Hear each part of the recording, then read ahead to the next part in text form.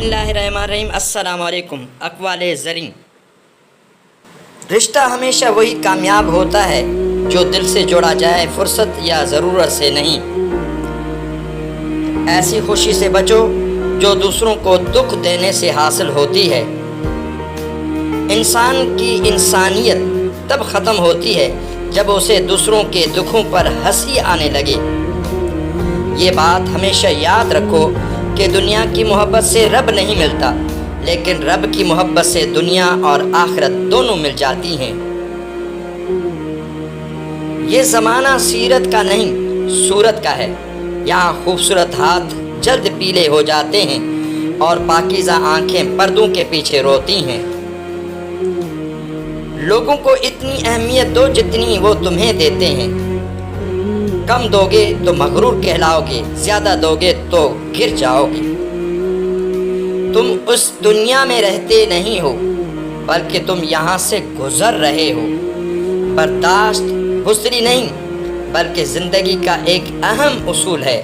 جس دل میں قوت برداشت ہے وہ کبھی بھی ہار نہیں سکتا. بھری ہوئی جیب سے دنیا کا پتہ چلتا ہے اور خالی جیب سے اپنوں کا. کہاں نایاب لکھتا ہوں، کہاں شفاف لکھتا ہوں.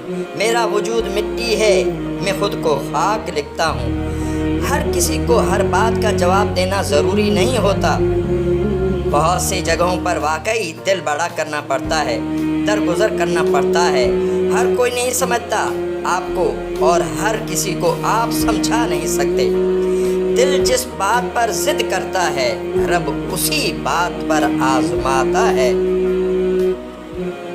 انسان کو اس کی برائیوں سمیت قبول کرنے والا ہی اس کا سچا دوست ہوتا ہے، کیونکہ خوبیاں تو دشمن کی بھی متاثر کرتی ہیں. شیخ سعدی رحمۃ اللہ فرماتے ہیں، دوستی کا رشتہ بہت بہتر ہے رشتہ داروں سے، کیونکہ رشتہ داروں سے رشتہ خون کا ہوتا ہے، دوستوں سے رشتہ دل کا ہوتا ہے اور دل سارے جسم کو خون مہیا کرتا ہے. مومن کی راحت کس میں ہے؟ اگر غفلت ہو گئی تو سجدے میں، اگر گناہ ہو گیا تو توبہ میں. رسول اللہ صلی اللہ علیہ وسلم نے فرمایا، اللہ تعالیٰ سے عافیت کا اور معافی کا سوال کرو. موت کے بعد عافیت سے بڑھ کر کسی کے لیے کوئی بھلائی نہیں ہے. لڑنا نہیں بلکہ سنبھل کر گزرنا سیکھو، ورنہ آپ کی شخصیت تباہ ہو جائے گی. وقت سب کا آتا ہے، بس وقت آنے میں وقت نہیں لگتا.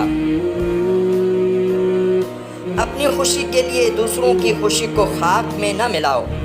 تمہاری وہ خوشی بیکار ہے جس کے پیچھے کسی کے آنسو ہیں. جو لوگ جھک جاتے ہیں وہ کمزور نہیں ہوتے، بس ان میں رشتے نبھانے کی چاہت دوسروں سے زیادہ ہوتی ہے. جسے اللہ تعالیٰ اپنی محبت دیتا ہے اس سے پھر کسی اور چیز کی خواہش نہیں ہوتی، اور جسے وہ دنیا دیتا ہے اس کی خواہش بھوک بن جاتی ہے جو کبھی ختم نہیں ہوتی.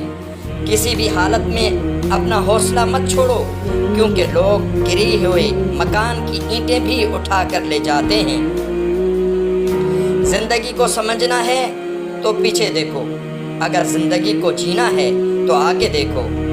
آخر میں سب کے لیے دعا ہے کہ اللہ اے کائنات کے رب ہمارے دلوں کو گمراہ ہونے سے بچا، ہماری زندگیوں کو روشن بنا دے اور رزق وسیع اور برکت والا عطا کر دے.